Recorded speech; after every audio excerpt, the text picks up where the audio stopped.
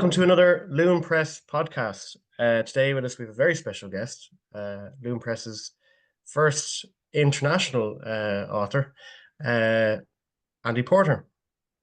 Good morning. Hi, thanks very much for having me aboard, Lee.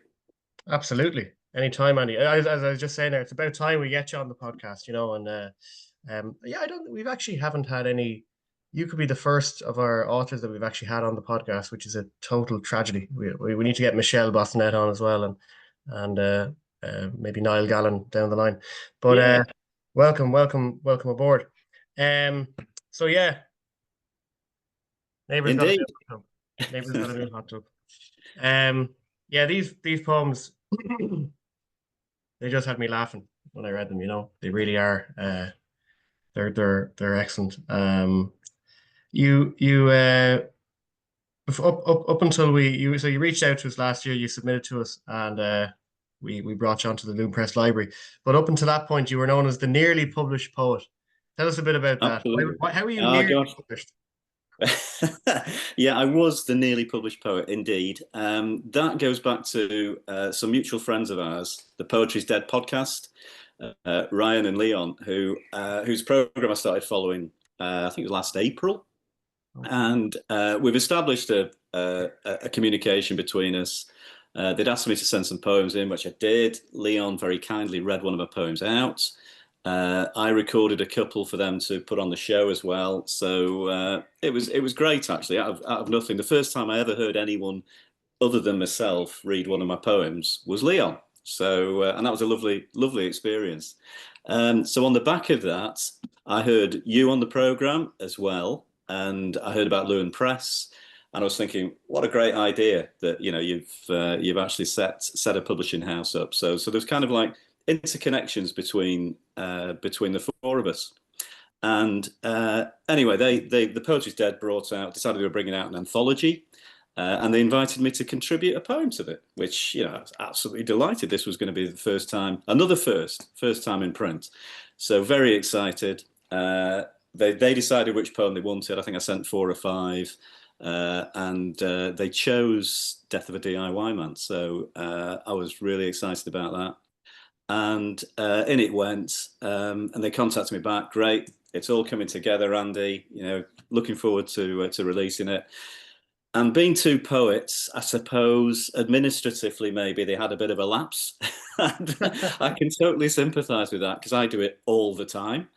And I'd actually emailed them saying, I don't know, it was another follow-up about, yeah, brilliant, can't wait for the anthology. And poor Ryan had the job of breaking the sad news to me that actually in the wash, my poem had disappeared.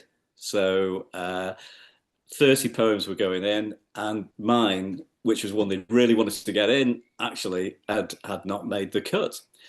So my kids thought this was hilarious. Inevitably, when you've got adult children, this is one of the perils that you're going to face. So my son just said, "You need to do a poem about it, Dad." So I was dispatched to the garden in my pajamas, and he'd got a very, very fancy camera because he's a filmmaker. So there's this beautifully shot piece of me, this tragic elderly figure, reading out the nearly published poet, which he'd written like in 40 minutes that morning. And it was funny when I actually got to meet Ryan and Leon and yourself earlier in the year in Dublin. They were saying how they loved it, but it was almost too soon. because they still felt guilty about the whole thing. But I think that's all kind of part of the story and the journey, whatever you like to call it, of arriving where we are now. Excuse me, I have my 86-year-old neighbour who's having builders in. She's just rung me, so I'll very quickly. Yeah. She's gone. It's okay. It's fine. I'm looking after. I'm sort of nipping over and making sure everything's okay every now and again. But I'm sure it's fine. I met the builders this morning, and they seem very decent people. So all will be well. DIY man.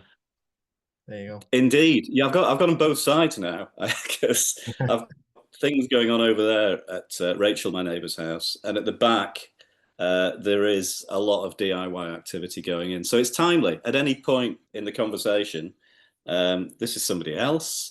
So I really You're need to just switch so my popular, phone off. Andy. You're just so popular. So life is not normally like this. This is bizarre. This person's from Northwest, from Severn Trent Water, actually. So she's gone. Right. I'm now switching the phone off. There you go. It's gone. Right. Okay. We move on. So yes, I'm Yeah, surrounded by DIY men. yeah. I mean, I was just about to say, would it be? Oh well, just quickly on that, on the nearly published thing and going out to the garden and writing a poem about being a nearly published poem. I suppose that's what art is. You know, you roll with the punches and you turn a failure into a strength or a disadvantage into a thing. You know, and that's what you've done there with that. Completely. Would it be too Yeah. close to the bone to read out that poem? Have you? I don't know if you have it handy, the nearly published poem. Have you got it? I don't have the nearly published poet because it's not in the book, unfortunately. Yeah, Uh, I think yeah, you probably. Oh, you probably had it on your Instagram, but oh, no worries. yeah, hold on. I could try and locate it. I can find it. Hold on a second. Yeah, sure we This can is edit. really slick, isn't it? Considering I've spent a lifetime, oh, there it is. Considering I've spent my career in production, I'm doing really well here. Okay, Lee, here we go. The nearly published poet. He's hit the post, clipped the bar, and now he's the better man by far for the humbling experience of being a nearly published poet, work still unseen. A ghost, a shadow, nursing the dream, the invisible man of the literary scene, not seeing his words preserved for an age, black on white, on at least one page. It was fun while it lasted, the fleeting thought that somebody somewhere might even have bought one copy of the Poetry's Dead anthology and read that one he wrote about his neighbour's nocturnal proclivities for drinking al fresco and hot tub activities. But it wasn't to be. His poem got cut from the final collection. There was no time to make a last-minute correction. He had to cancel the tour and a truckload of merch. He's left his road manager in the lurch. A whole year of Premier Inn breakfast can wait. It's all on hold. He's wiped the slate. He won't be at Hay on Wye with his solitary page for book signings with Simon Armitage. He's no longer in line for that all-paid-for apartment at Harvard's creative writing department. The Arts Council grant's been lost in the post. He's surplus to requirements as guest host of Poetry Extra, Poetry Please, The Verb, and other podcasts like these. He's back to spend time in the blaze of obscurity, living on daydreams and social security. He never quite got there, so near, yet so far. The decision was made, there was no VAR, no comeback, no reprint, just an apology and a blank page at the back of a printed anthology. Very good, very good. Well, I'm sure the lads. I'm sure they'll probably bring out another anthology down the line, and it'd be really bad if they forgot you again. It'd be historic. That'd be quite It'd be something. historic, yeah. But anyway, you have your own full collection now, so you know, here we are, Andy Porter poems. So how long have you been sort of have you obviously the anthology, the Poetry's Dead and stuff, but prior to that, were you trying to make it as a poet years ago, or what's the story there? Is it a recent Uh, thing? it's a recent thing, really. I mean, I've always loved poetry. Going back to school days, Wilfred Owen was one of Hmm. the first poets that really struck me, and John Betjeman. And I think it was the humour in Betjeman that I really enjoyed. Saw John Cooper Clarke in Manchester when I was 17, and still remember the impact that he had. Yeah.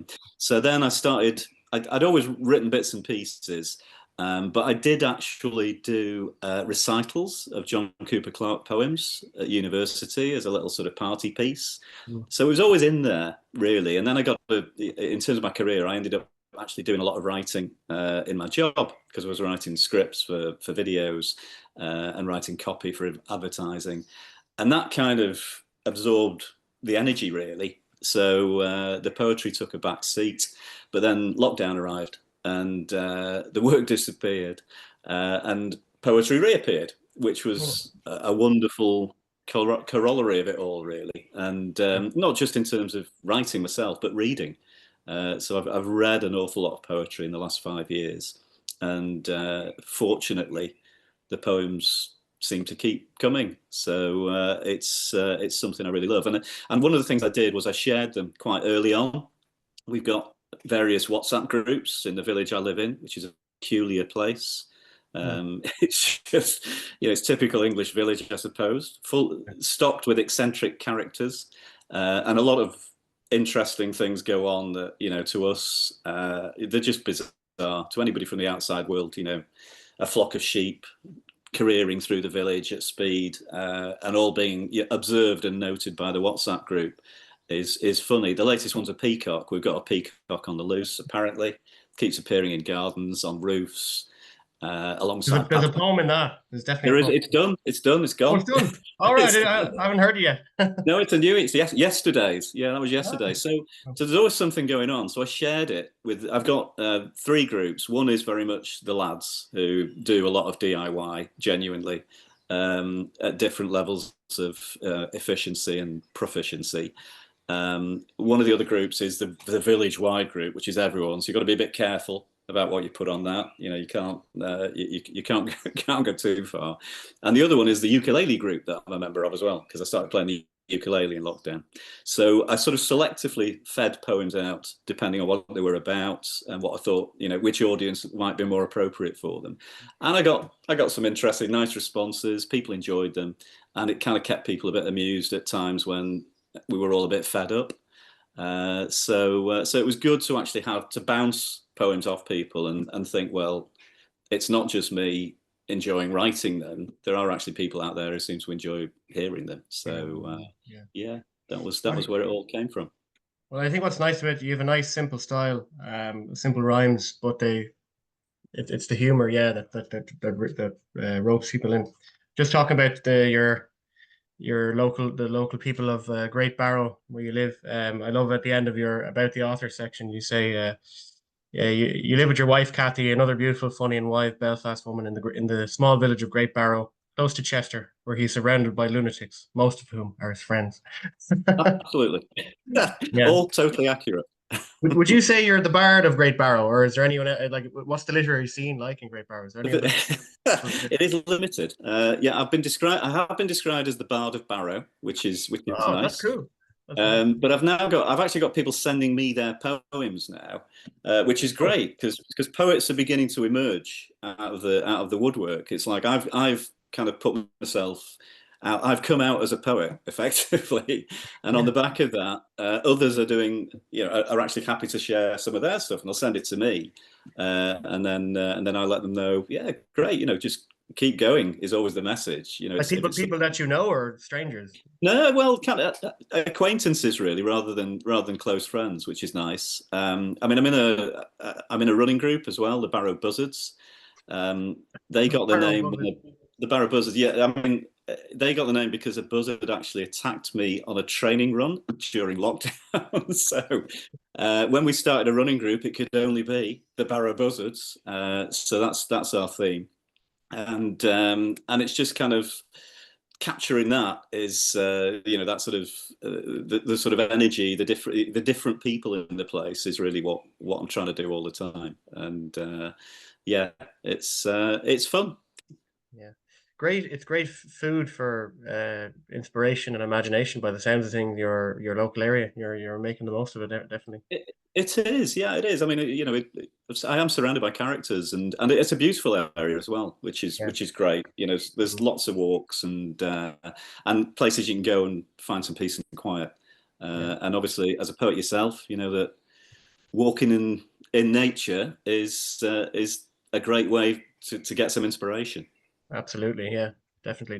And I'm excited to. I've only seen pictures of Great Barrow, but we'll be launching this book in next month in July.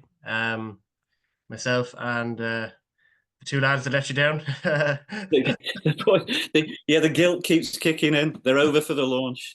So, Ryan and Leon. Absolutely looking forward to that. Yeah, 3 of us heading over. So really looking forward to that. To launch it in the Pavilion. So if anyone is watching, I don't know, anyone from Ireland here, any of our Irish listeners or English listeners are about the area, stop by the Pavilion in Great Barrow. What time do we say? 7 o'clock?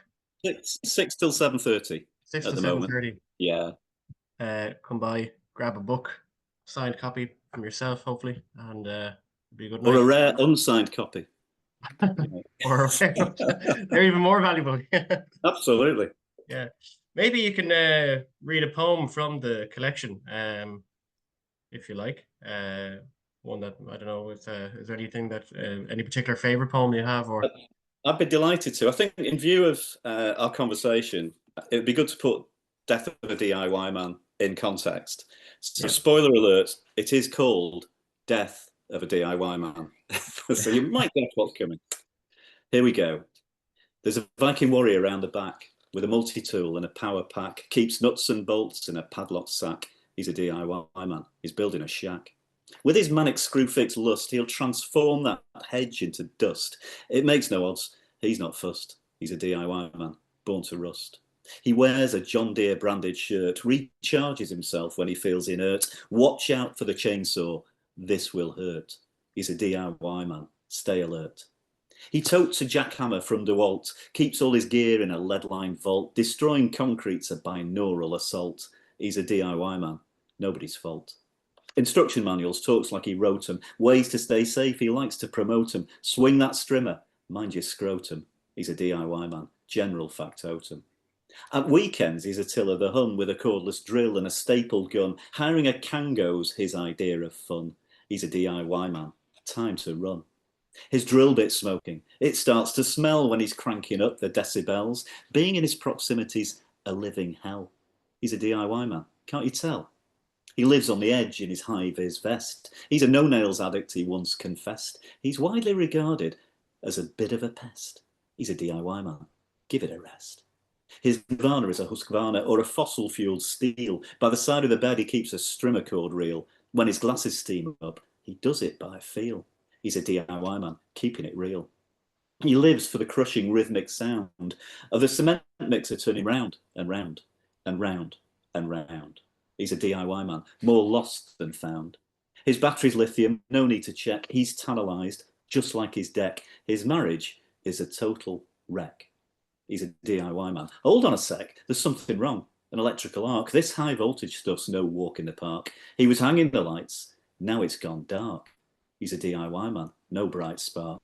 Whilst he lacked application and aptitude at school, when it came to home maintenance, he was nobody's fool. He went out with a bang, broke his own golden rule. He was a DIY man, the ultimate tool. Very good, very good.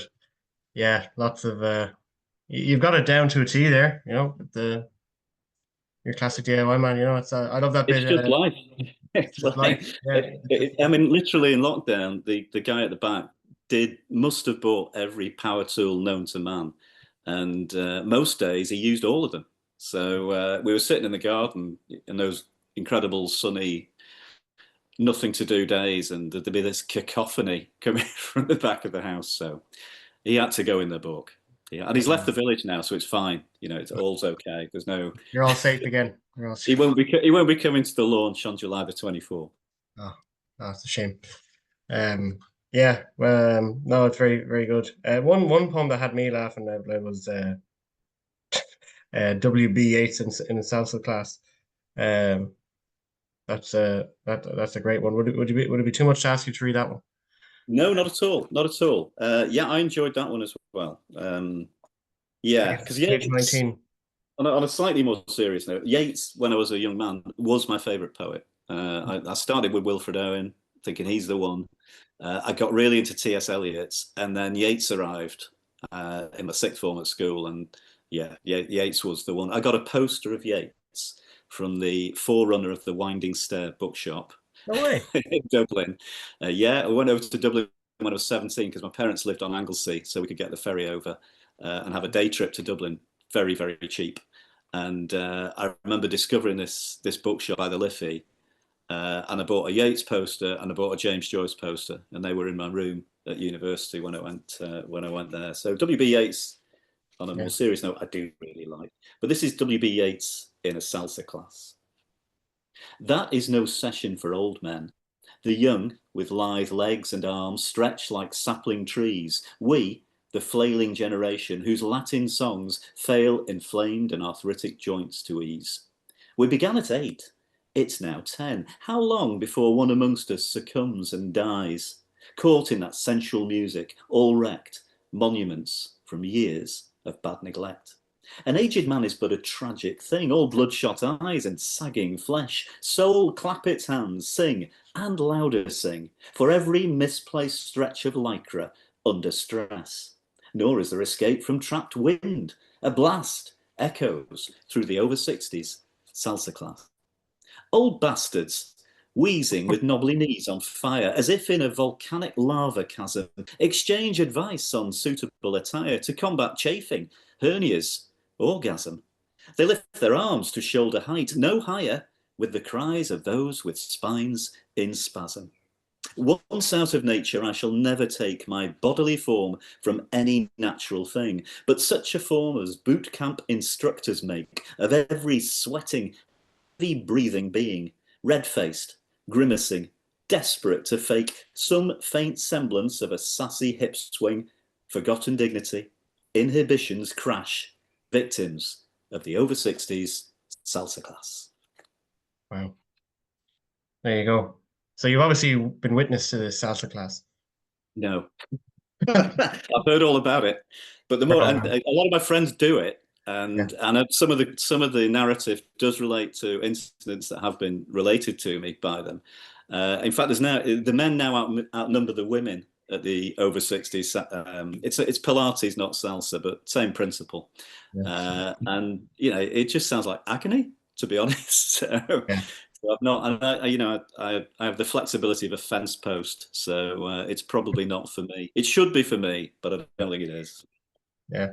But you are a runner, of course, as well, as we know from the portrait of Love the running, yeah, yeah, yeah. absolutely. No, The barrel buzzards. Yeah. yeah, and the buzzards, you know, we're kind of it's social. It's really nice. We meet every Saturday morning. We do 5K off road or on road.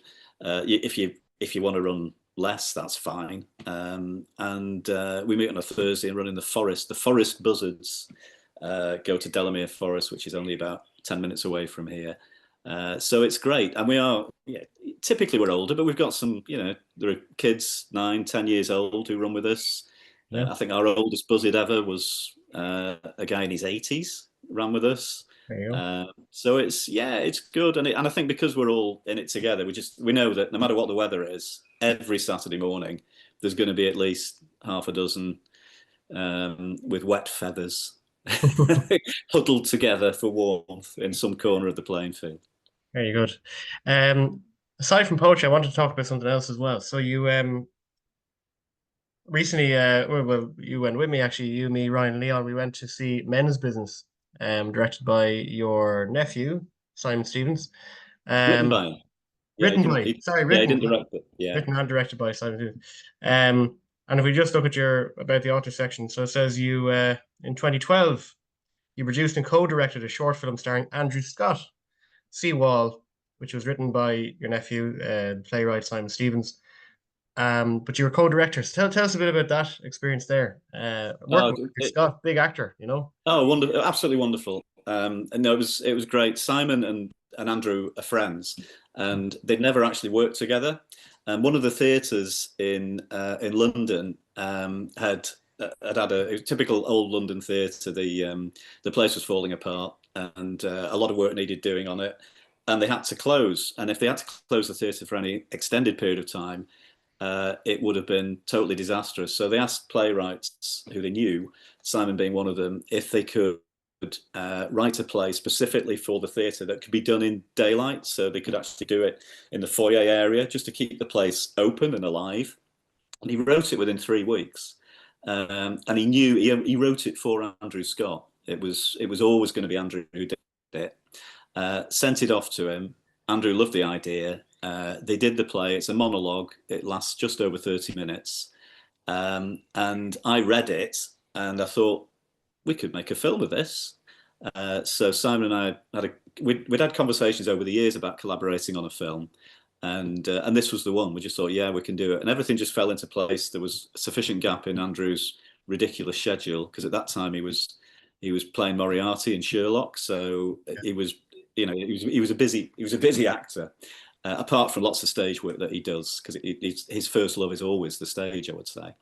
And we filmed it in London, it's set in the central character is a photographer, and we talked about the best way to do it, and it was kind of between us who came up with the idea of doing it as like a video diary, and it was keeping it very simple. So it's a locked off shot.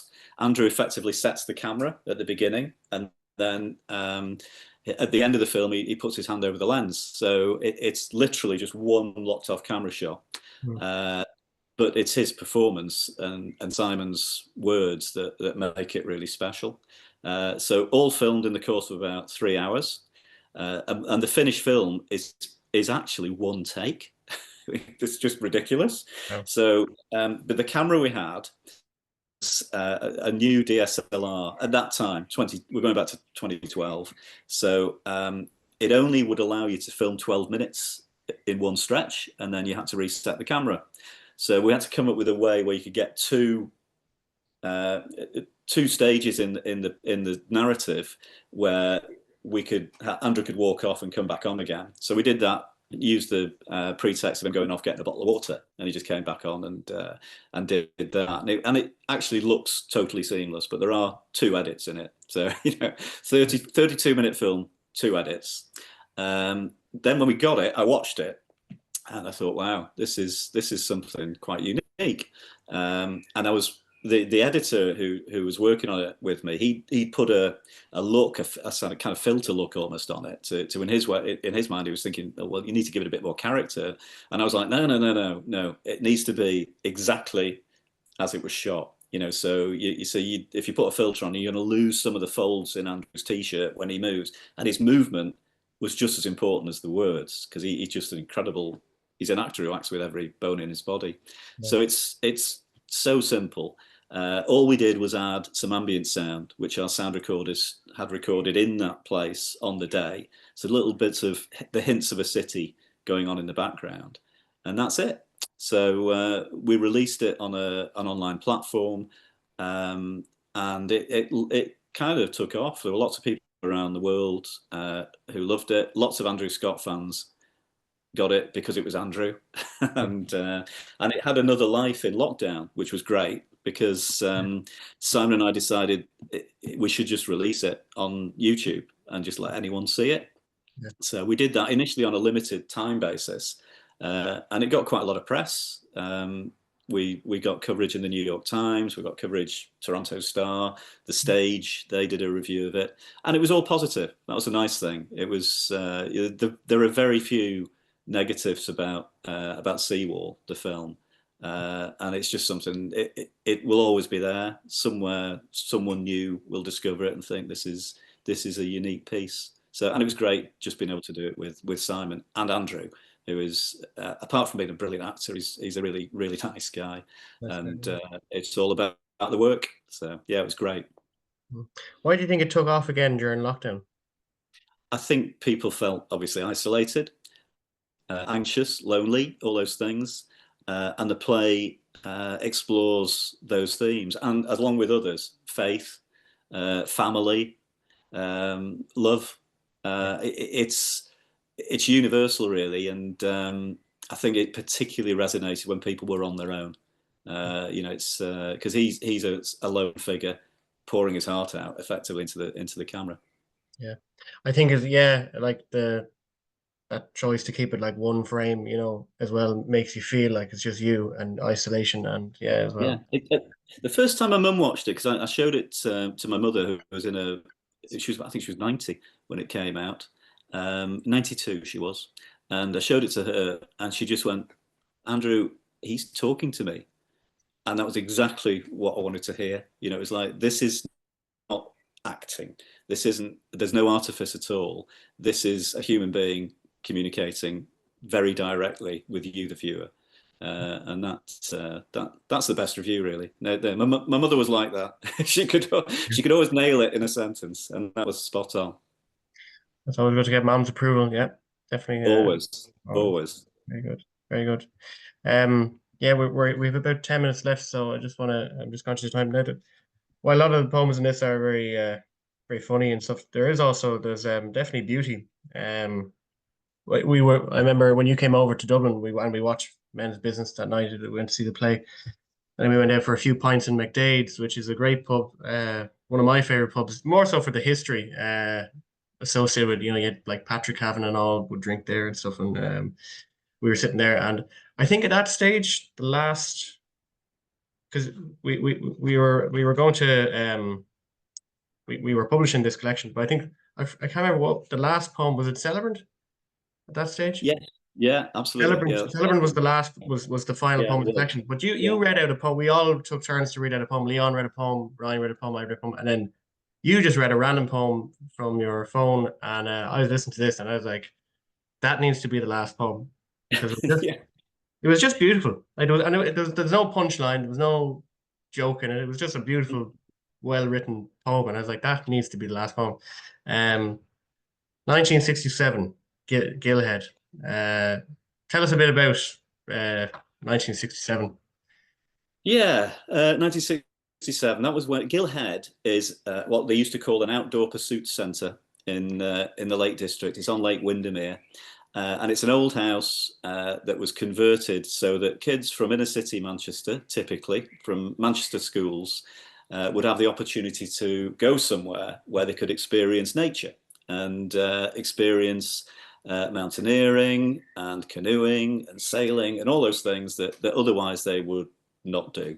And the reason it's there is my father started it. He was from the Lake District. He was passionate about the power of the outdoors and the impact it can have on children. He'd been brought up in a beautiful place, and it was his, effectively, he always described it, or my mother would describe it as my dad's playground. So he would go rock climbing, mountaineering, walking, sailing, all those things. And he wanted the Manchester kids to have the same opportunity. So he fought as the lead for physical education. He fought for the city council to buy this redundant, dilapidated Victorian building on the lake and convert it into a facility for kids.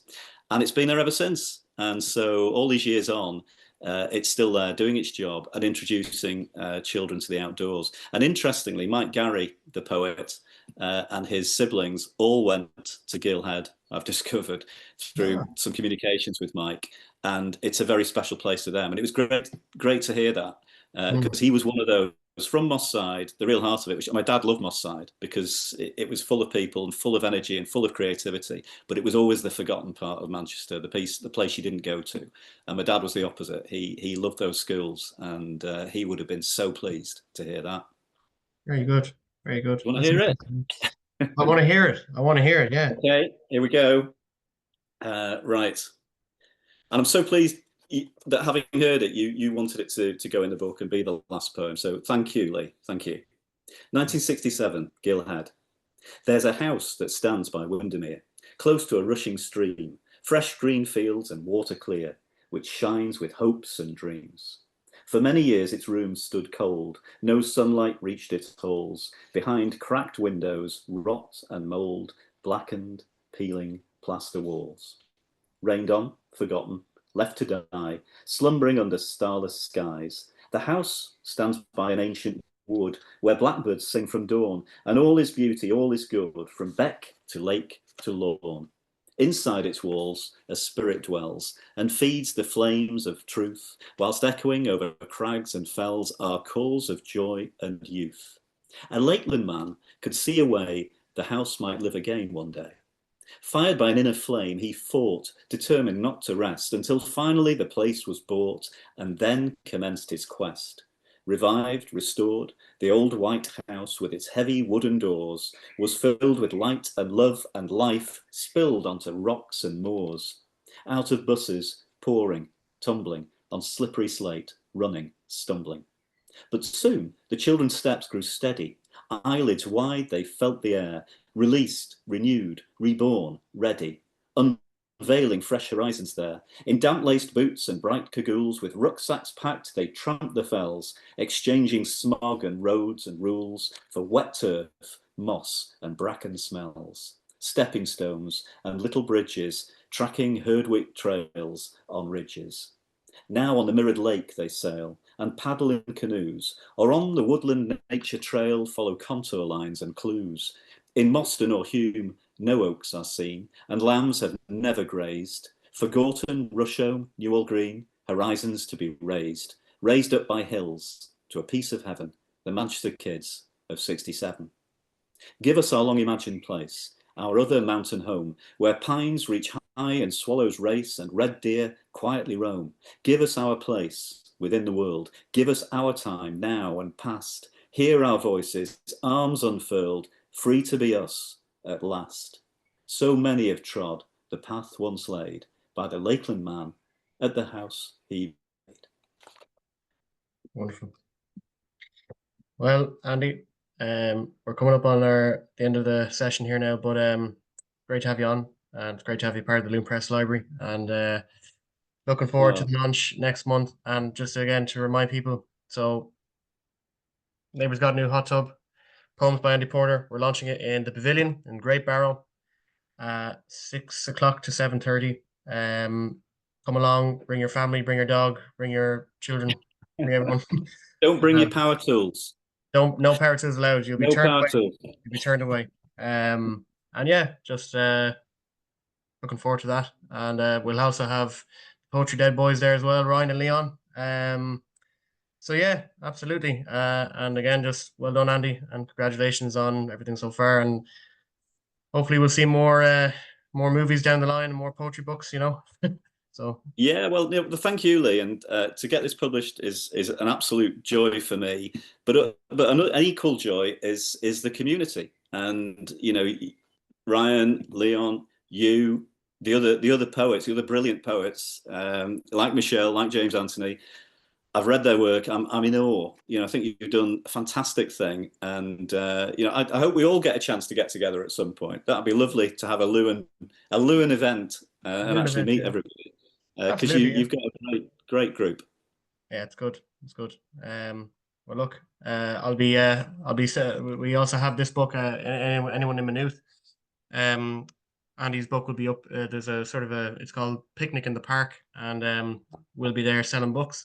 But we have a copy of this, a copy of the Loon anthology, and Constellations as well by Michelle Bosnet. They'll all be going up for a raffle. So if you enter the raffle, chance to win. So if you want to get a copy of Andy's book, well, you could buy one from me, or you can enter the raffle and be with a chance. But yeah, that's it. Thanks for watching, guys, and hope to see you soon. And thanks again, Andy, for coming on. Thank you. I'll go and check on my neighbour. Yeah, go check. Take all that. You probably have 10 missed calls now at this stage. Right. God bless. All's good. Take care, Lee.